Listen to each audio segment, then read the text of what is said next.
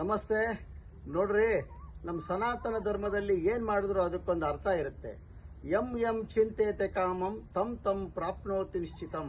ನೀನು ಏನನ್ನ ಚಿಂತನೆ ಮಾಡ್ತೀಯ ಅದೇ ನಿನಗೆ ಪ್ರಾಪ್ತಿ ಆಗುತ್ತೆ.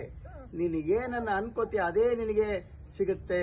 ಯದ್ಭಾವಂ ತದ್ಭವತಿ ಅಂತ ಹೇಳ್ತಾರೆ.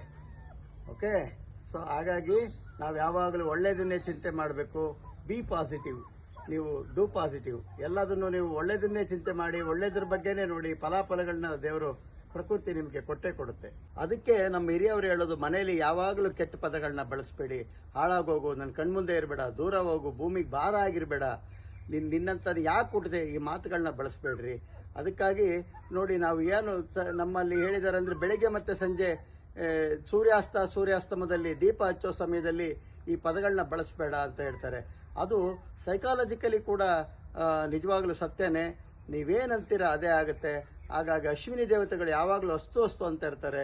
ಆದಷ್ಟು ಒಳ್ಳೆ ಮಾತುಗಳನ್ನ ಆಡಿ, ಮಕ್ಕಳುಗಳನ್ನ ಉತ್ತೇಜನ ಮಾಡಿ, ಧನಾತ್ಮಕವಾಗಿ ಪಾಸಿಟಿವ್ ಆಗಿ ಅವ್ರನ್ನ ಪ್ರೇರಣೆ ಕೊಡುವಂತ ಮಾತುಗಳನ್ನ ಆಡಲಿ.